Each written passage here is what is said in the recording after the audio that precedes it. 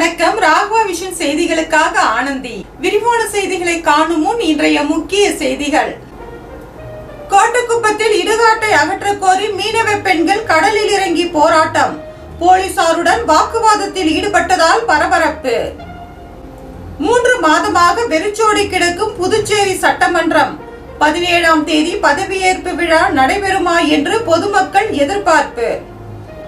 மின்சாரம் தாக்கி வீட்டில் விளையாடிய சிறுவன் உயிரிழப்பு. ஆரோவில் அருகே சோகம். இனி விரிவான செய்திகள். கோட்டக்குப்பத்தில் இடுகாட்டை அகற்ற கோரி மீனவ பெண்கள் கடலில் இறங்கி போராட்டத்தில் ஈடுபட்டதால் அங்கு போலீசார் குவிக்கப்பட்டுள்ளனர். விழுப்புரம் மாவட்டம் கோட்டக்குப்பத்தில் பட்டியலின மக்கள் மயானத்தை பயன்படுத்துவது தொடர்பாக மீனவர்கள் மற்றும் பட்டியல் இனத்தவரிடையில் பிரச்சனை ஏற்பட்டுள்ளது. சமூக நீதித்துறை அமைச்சர் வன்னியரசு நேற்று நேரில் களத்தில் வந்து ஆய்வு நடத்தி இரு தரப்பினரிடையே சமூக நல்லிணக்கம் ஏற்படுத்தப்படும் என்று தெரிவித்திருந்தார். இந்நிலையில் வன்னியரசு பட்டியல் இனத்தவருக்கு சாதகமாக செயல்படுவதாக கூறி மீனவ பெண்கள் இன்று காலை கடலில் இறங்கி போராட்டத்தில் ஈடுபட்டனர். மாவட்ட ஆட்சியர் முன்னிலையில் பேச்சுவார்த்தை நடத்துவதற்காக ஆண்கள் அனைவரும் வானூருக்கு சென்ற நிலையில் கிராமத்தில் உள்ள பெண்கள் திடீரென்று கடலில் இறங்கி போராட்டம் நடத்தியதால் பரபரப்பு ஏற்பட்டதா.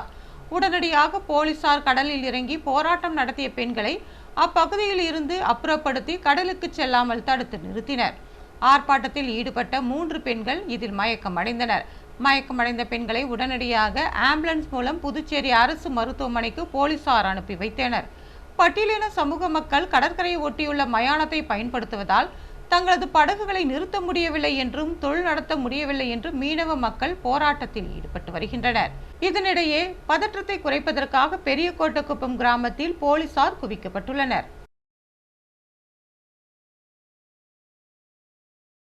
புதுச்சேரியில் அமைச்சர்கள் பதவியேற்பு விழா நடைபெறாமல் இலாகா ஒதுக்கப்படாததால் சட்டமன்றம் வெறிச்சோடி காணப்படுகிறது.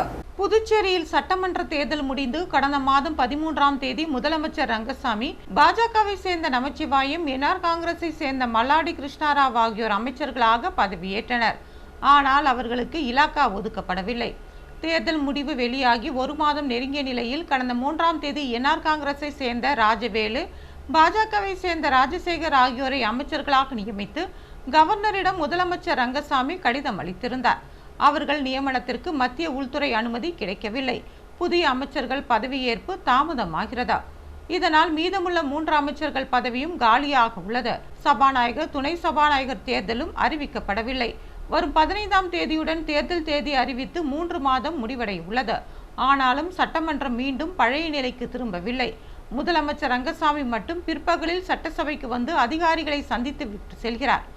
இலாகா இல்லாததால் அமைச்சர்களும் வருவதில்லை. சட்டசபையில் உள்ள பல அறைகளும் மூடி கிடக்கிறது. இதனால் சட்டசபை வளாகமே தேர்தல் முடிவு வெளியாகி 1 மாதம் கடந்தும் வெறிச்சோடிய நிலையில் காணப்படுகிறது. இதனிடையே பாஜகவின் சில கோரிக்கைகளுக்கு முதலமைச்சர் ரங்கசாமி பச்சை கொடி காட்டிவிட்ட நிலையில் குடியரசுத் தலைவர் ஒப்புதலுடன் வருகின்ற 17ஆம் தேதி 3 அமைச்சர்கள் பதவியேற்பு விழாவை நடத்த அரசு தயாராகி வருவதாக கூறப்படுகிறது. புதிய அமைச்சர்களாக ராஜவேலு, ராஜசேகரன், சிவக்கொழுந்து பதவியேற்பார்கள் என்று தெரிகிறது. இதேபோல நியமன சட்டமன்ற உறுப்பினர்கள் மற்றும் சபாநாயகர் விவகாரத்திலும் 2 கட்சிகளிடையே சுமூக உடன்பாடு எட்டப்பட இருப்பதால் அமைச்சர்களுக்கான இலாகா ஒதுக்கீடும் 17ஆம் தேதியே அறிவிக்கப்படலாம் என்று ஆளும் தரப்பு வட்டாரங்கள் தெரிவிக்கின்றன. மின்சாரம் தாக்கி வீட்டில் விளையாடி கொண்டிருந்த சிறுவன் உயிரிழந்த சம்பவம் சோகத்தை ஏற்படுத்தியுள்ளது. விழுப்புரம் மாவட்டம் ஆரோவிலை அடுத்த இடையஞ்சாவடி கிராமத்தை சேர்ந்தவர் கமலபாதன். இவரது மகன் ஜீவா இடையஞ்சாவடி கிராமத்தில் உள்ள ஊராட்சி நடுநிலைப் பள்ளியில் 8ஆம் வகுப்பு பயின்று வந்துள்ளார். இந்நிலையில் நேற்று மாலை தனது வீட்டின் அருகே கட்டியுள்ள புதிய வீட்டின் மேல்தளத்தில் விளையாடச் சென்றுள்ளார். அப்போது வீட்டின் அருகே தாழ்வு நிலையில் சென்ற மின்கம்பி மீது மாணவரின் கைப்பட்டு மின்சாரம் பாய்ந்துள்ளது. இதில் மாணவன் தூக்கி வீசப்பட்டுள்ளார். சத்தம் கேட்ட அவரது தாய் சென்று பார்த்தபோது மாணவன் மயங்கிய நிலையில் கிடந்துள்ளார். உடனே அவரை பெற்றோர்கள் மீட்டு புதுவை ஜிப்மர் மருத்துவமனையில் அனுமதித்துள்ளனர். அங்கு அவரை பரிசோதித்த மருத்துவர்கள் மாணவன் ஏற்கனவே இறந்துவிட்டதாக தெரிவித்துள்ளனர். இது குறித்து ஆரோவில் போலீசார் வழக்கு பதிவு செய்து விசாரணை நடத்தி வருகின்றனர். இந்திய அளவில் நடைபெறும் தற்கொலை சம்பவங்களில் புதுச்சேரி 7வது இடத்தை பிடித்துள்ளது.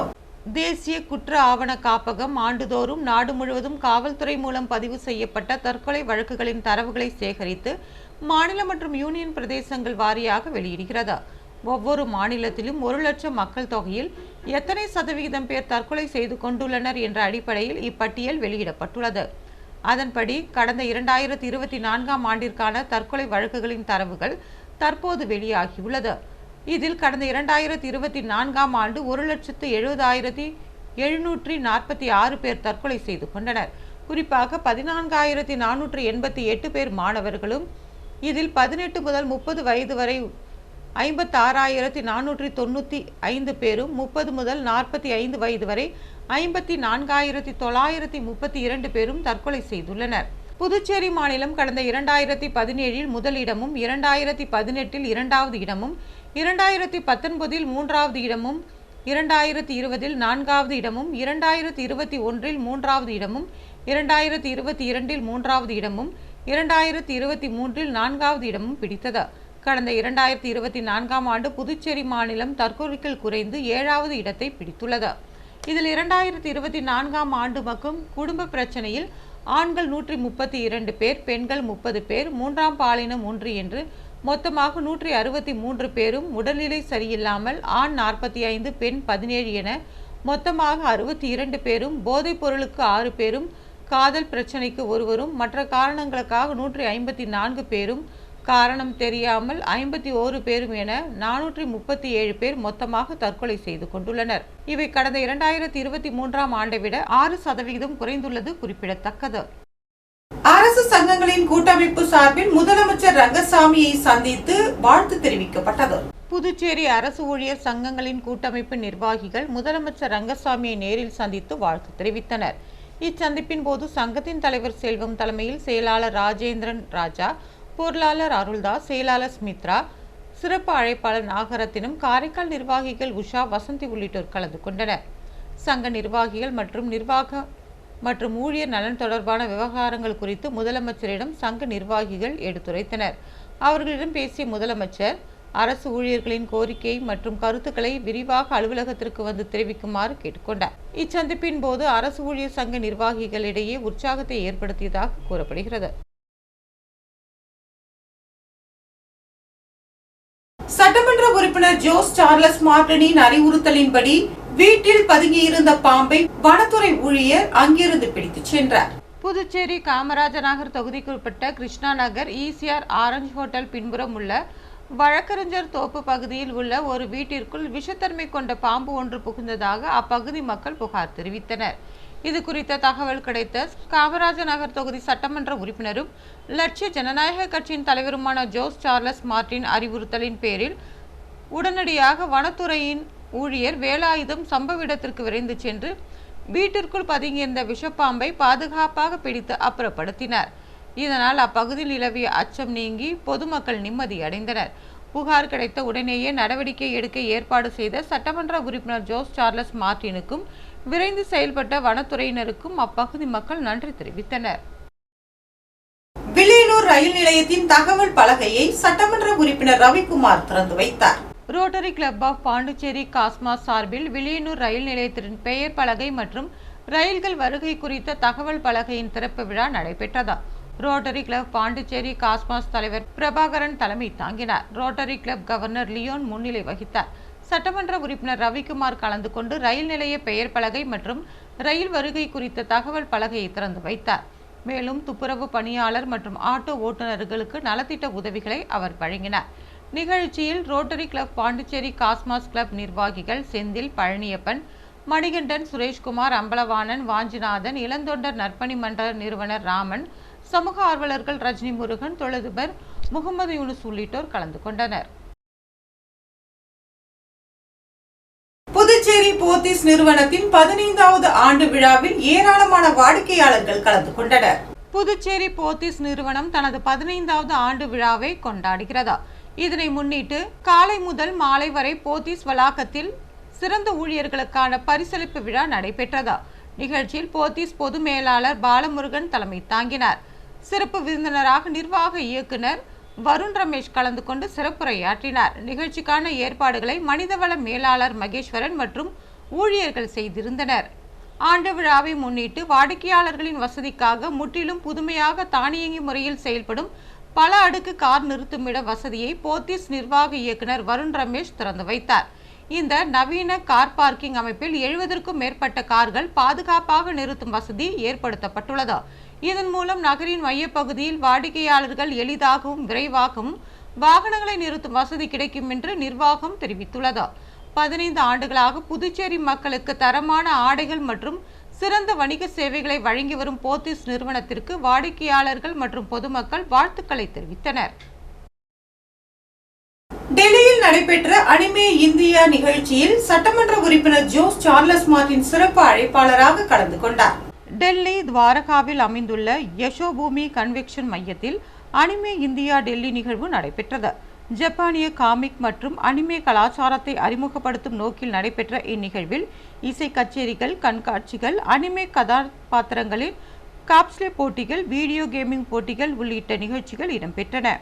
இந்நிகழ்வில் புதுச்சேரி மாநில காமராஜர் நகர் தொகுதி சட்டமன்ற உறுப்பினரும் லட்சிய ஜனநாயக கட்சி தலைவருமான ஜோஸ் சார்லஸ் மார்டின் தொழில் முனைவோராக சிறப்பு விருந்தினராக கலந்து கொண்டார். நிகழ்வில் இந்தியாவில் பல்வேறு மாநிலங்களில் இருந்து வந்த ரசிகர்கள் மற்றும் இளைஞர்கள் உற்சாகமாக பங்கேற்றனர். நிகழ்வில் 40,000க்கும் மேற்பட்டோர் கலந்து கொண்டதாக ஏற்பாட்டாளர்கள் தெரிவித்தனர். நடிகர் கார்த்திக்கின் பிறந்த நாளை அவரது ரசிகர்கள் ரத்த தானம் வழங்கி கொண்டாடினர். தமிழ் திரையுலகின் முன்னணி நடிகரான கார்த்திக்கின் 49வது பிறந்த நாளை அவரது புதுச்சேரியில் உள்ள ரசிகர்கள் சிறப்பாக கொண்டாடினர். புதுச்சேரி கார்த்திக் மக்கள் நல மன்றம் சார்பில் பல்வேறு நலத்திட்ட உதவிகள் மற்றும் இரத்த தானம் வழங்கி பிறந்தநாள் விழா கொண்டாடப்பட்டது. மன்ற தலைவர் ராஜ்குமார் தலைமை தாங்கினார். செயலாளர் பிரகாஷ் முன்னிலை வகித்தார். பொருளாளர் அருள் வரவேற்புரையாற்றிய நிகழ்ச்சியில் ரசிகர் மன்ற நிர்வாகிகள் பிரவீன், அம்பிகா, ஜோசப், ஞானவேல் உள்ளிட்டோர் கலந்து கொண்டனர். புதுச்சேரி அரசு பொது மருத்துவமனையில் நடைபெற்ற இரத்த தான நிகழ்ச்சியில் அவரது ரசிகர்கள் ஆர்வமுடன் பங்கேற்று இரத்த தானம் செய்தனர். புதுவையில் இன்று தங்கம் மற்றும் வெள்ளி விலை விவரம். தங்கம் 1 கிராம் 13,905 ரூபாய். ஒரு சவரன் தங்கம் 1,11,240 ரூபாய். வெள்ளி 10 கிராம் 2,640 ரூபாய். மீண்டும் இன்றைய முக்கிய செய்திகள்.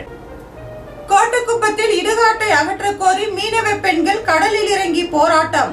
போலீசாருடன் வாக்குவாதத்தில் ஈடுபட்டதால் பரபரப்பு. 3 மாதமாக வெறிச்சோடி கிடக்கும் புதுச்சேரி சட்டமன்றம் 17ஆம் தேதி பதவியேற்பு விழா நடைபெறுமா என்று பொதுமக்கள் எதிர்பார்ப்பு. மின்சாரம் தாக்கி வீட்டில் விளையாடிய சிறுவன் உயிரிழப்பு. ஆரோவில் அருகே சோகம். இத்துடன் செய்திகள் நிறைவு பெறுகிறது. வணக்கம்.